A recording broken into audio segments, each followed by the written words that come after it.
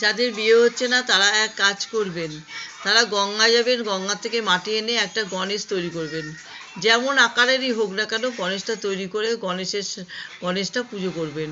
ওই গণেশটা কোনো রং টংও করতে হবে না, কিছুই না, আপনারা পুজো করবেন, দেখবেন আপনাদের 3 মাসের মধ্যে বিয়ে হয়ে যাবে। আবার আপনি একটা কাজ করবেন, দশকর্মা ভাণ্ডার থেকে একটা চেলির কাপড় আনবেন, চেলির কাপড় এনে চেলি কাপড়ের মধ্যে 5টা ফল বাঁধবেন। যে ছেলে হোক আর মেয়েই হোক, যারই বিয়ে হচ্ছে না সেই এটা করতে পারবেন। ছেলে হোক মেয়েই হোক, দুজনার ক্ষেত্রে আলাদা না। দিয়ে ওই চেলির কাপড়টার মধ্যে 5টা ফল বেঁধে রেখে দেবেন, যেই ঘরে ছেলে বা মেয়ে দেখাশোনা হবে সেই ঘরেই রাখবেন, ঈশান কোণে রেখে দেবেন, ঈশান কোণে রাখবেন। আর যেদিনকে ছেলে বা মেয়ে দেখতে আসবে সেদিনকে সকালবেলাতেই করবেন এটা।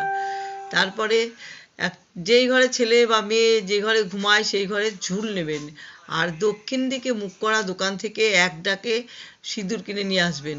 সিঁদুর কিনে নিয়ে এসে ওই ঝুল দিয়ে সিঁদুরটা মাখাবেন, মাখিয়ে একটা টিপ পরে নেবেন কপালে। যখন দেখতে আসবে ওই টিপটা পরে সামনে বসবেন। যতবারই দেখতে আসুক না কেন ওই ফল, এই 3টে কাজই করবেন। ফলটাও রাখবেন, গণেশ পুজোটা রেগুলারই করবেন, আর সিঁদুরের টিপটা পরে বসবেন, দেখবেন 3 মাসের মধ্যে আপনার বিয়ে হয়ে যাবে। এটা পরীক্ষিত এবং প্রমাণিত।